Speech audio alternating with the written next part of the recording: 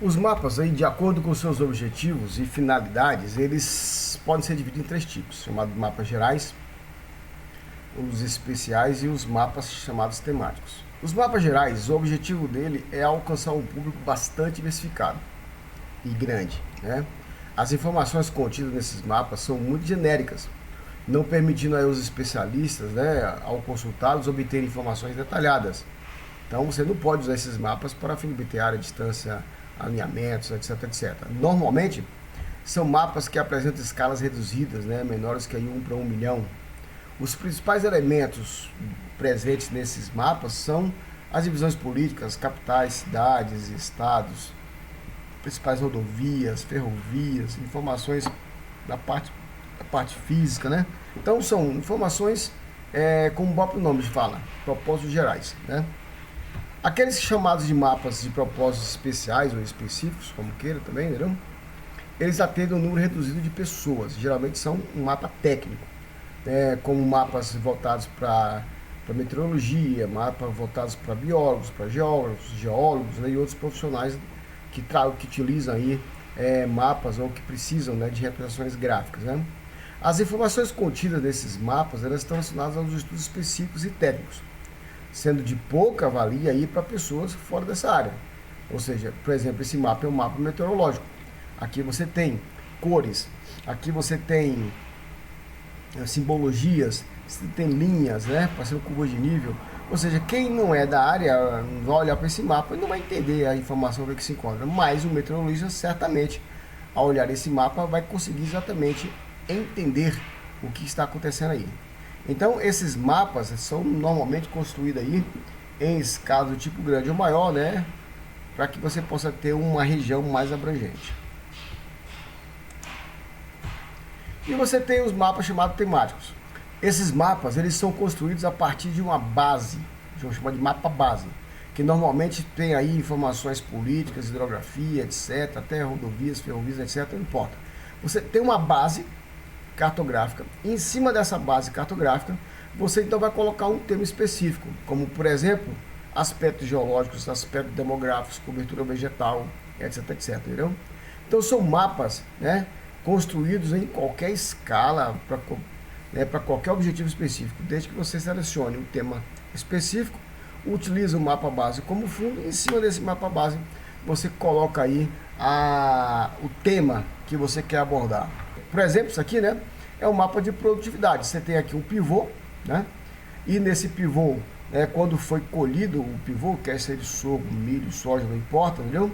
A colheitadeira, ela faz a obtenção, né, do que ali se encontra, né, e pesa, né, colhe uma linha, pesa. Se for milho, por exemplo, vai separar o milho das outras coisas, né, e vai exatamente fazer o peso. Se for sorgo, a mesma coisa, se for soja, a mesma coisa, entendeu?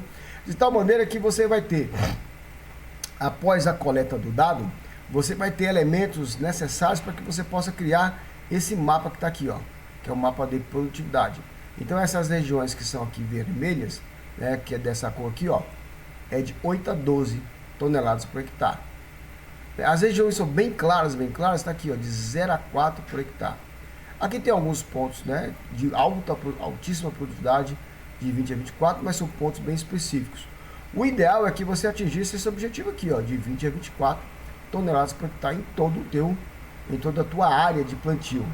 Evidentemente que isso, né, não é a coisa que se consegue com o estalar do dedo, não, né? Você tem que fazer um estudo muito grande a respeito dos micros e macronutrientes em cima dessa área, para que você possa fornecer à planta aquilo que ela precisa realmente para poder se desenvolver.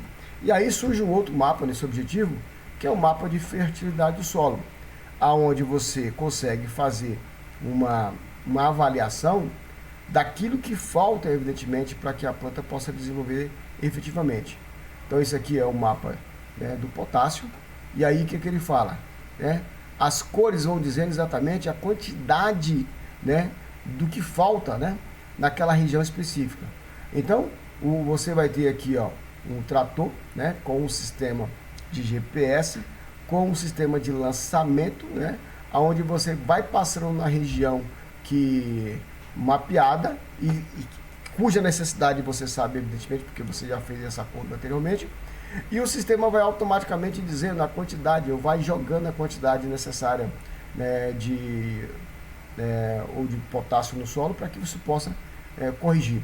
E o objetivo é que na próxima safra você corrija parte desses efeitos aqui aconteceram que diminuiu a tua produtividade. Então, isso é uma realidade hoje do campo, entendeu? Hoje, né, a agricultura de precisão está fortemente participando aí, né, das grandes propriedades agrícolas, né, fazendo com que o geoprocessamento associado com a tecnologia de posicionamento global, entendeu? Vocês possam ter aí instrumentais cada vez mais sofisticados, de maneira que você possa, né, colher, né, o grão, saber aonde você colheu mais ou colheu menos, que você possa estudar os comportamentos do solo e saber o que você precisa fazer em cada lugar específico para que você corrija essas distorções, né? Então, isso é um tipo de mapa, né, temático muito presente na agricultura. E aqui é um apanhado geral da divisão, geral, especial e temática. Aí vem as subdivisões do geral, o cadastral, topográfico e geográfico. Objetivo básico, né, do geral: conhecimento da superfície topográfica, dos seus fatos concretos, dos acidentes geográficos naturais e as obras do homem. Um exemplo disso aqui são plantas de cidades, cartas de mapeamento sistemático, mapa de países, continentes, mapas mundi. O especial aí, ó, aeronáutica, náutica, meteorológica, turística, geotécnica, astronômica, aí vai uma infinidade de áreas, né? Servir exclusivamente ao determinado fim, a uma técnica ou ciência, são os especiais. Cartas aeronáuticas de voo, de aproximação de aeroportos, navegação marítima, mapas do tempo, previsão, mapa de qualidade do subsolo. Então você vai uma quantidade imensa aí de aplicações. E as temáticas são aí as estatísticas de síntese, expressar, né, determinados conhecimentos particulares para o geral. São mapa geológico, mapa pedológico, precificação, população, econômico, isso daí. Uma quantidade também imensa aí de mapas temáticos. Bom, vamos falar agora sobre o sistema UTM, que é o sistema de projetivo empregado na engenharia do modo geral, né?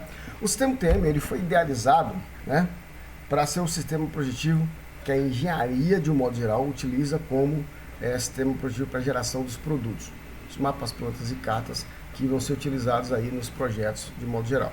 O sistema projetivo universal transverso mercador, também conhecido como UTM, ele foi criado pelo belga Geraldo Kremer, a partir das modificações efetuadas na projeção conforme de Gauss.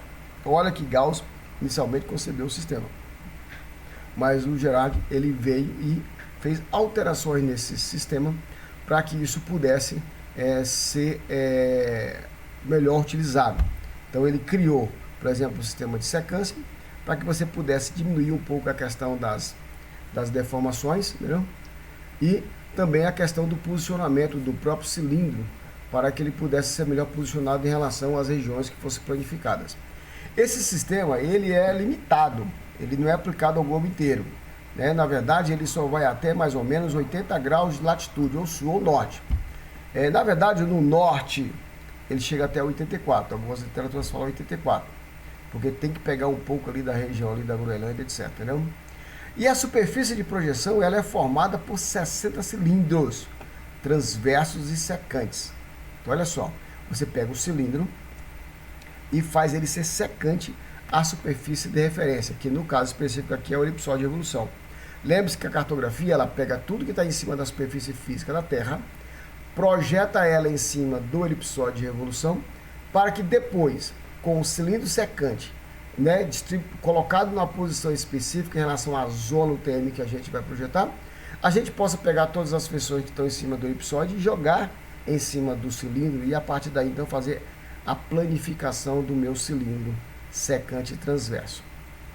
Então, nós precisamos aí de 60 cilindros para 60 zonas, ou seja, nós temos aí 60 porções de 6 graus de amplitude e de longitude para que a gente possa fazer a planificação. Então, cada cilindro desse, ele é posicionado de maneira secante e transverso para cada zona dessa que nós criamos. Aqui nós temos uma particularidade, né, do Brasil, quando observado aí as zonas do TM. Cada faixa dessa, né, que vem de norte a sul, ó, ela é numerada de 1 até 60, desde o antimeridiano de Greenwich, ou seja, é o meridiano oposto. O ideal é fazer isso em cima do... Eu vou mostrar isso de outra maneira para que vocês possam entender melhor, mas por enquanto vamos falar aqui, depois eu vou abrir o Google, vou mostrar isso lá no Google, fica mais fácil para poder a gente enxergar isso. Mas aqui você tem aqui o Brasil, ele é varrido aí, ó, por 1, 2, 3, 4, 5, 6, 7, 8 zonas do TM. São 8 fatias de 6 graus de amplitude e de longitude. Para que a gente possa pegar todo o mapeamento do Brasil como um todo, a gente precisa exatamente dessas 7 zonas. Uma particularidade aqui do Distrito Federal, que o limite do Distrito Federal, ele é abarcado por 2 zonas, a zona 23 e a zona 22. Veja aqui, ó, que uma parte de Brasília aqui, ó, está dentro da zona 22. A maior parte de Brasília está dentro da 23. Então, para que a gente não tenha problema com o sistema de coordenada, porque aqui o limite entre uma zona e outra, as coordenadas mudam. O sistema de coordenadas, ele cresce a partir do meridiano central da zona. Então, ele vai crescer nesse sentido. E ele vai chegar aqui por volta de 800 mil, alguma coisa. E ele decresce a partir do meridiano central nesse sentido. Então, aqui ele vai chegar em 200 alguma coisa. Então, um ponto que está aqui no limite entre uma zona e outra, ele vai ter coordenadas 800, da ordem de grandeza de 800 mil na zona 22, e vai ter da ordem de grandeza de 200 mil na zona 23. Então, o mesmo ponto vai apresentar 2 coordenadas diferentes. Então, isso é problema, né? Se fosse fazer a cartografia de Brasília inteira, né, utilizando, né, o princípio da zona, respeitando o princípio da zona, nós teríamos aqui, ó, né, cartas aqui em Brasília, que de um lado tinha 800 mil, do outro tinha 200 mil. Como é que você ia juntar esses desenhos? Por exemplo, no AutoCAD. É um sistema de coordenadas geográficas, o SIG, ele entende isso, ele consegue interpretar isso e trabalhar com isso de maneira correta. Mas um CAD, por exemplo, não consegue fazer isso. Então a gente não ia conseguir trabalhar desenhos de maneira apropriada aqui. Então o que se fez? Pegou-se a zona 23 e ampliou-se ela, ou seja, pegou essa linha amarela aqui, ó, e trouxe ela para cá. Ampliou-se aqui, ó, um pedaço da zona 23 sobre a zona 22, para que Brasília como um todo ficasse dentro da zona de planificada 23. Tem um vídeo que eu falo sobre o sistema CICAD, que é exclusivamente de Brasília. Quem tiver mais interesse em conhecer um pouco mais sobre esse sistema, basta procurar também esse vídeo lá dentro dos vídeos que eu estou apresentando para os senhores, entendeu? Que você vai ter esse vídeo lá sobre o sistema CICAD.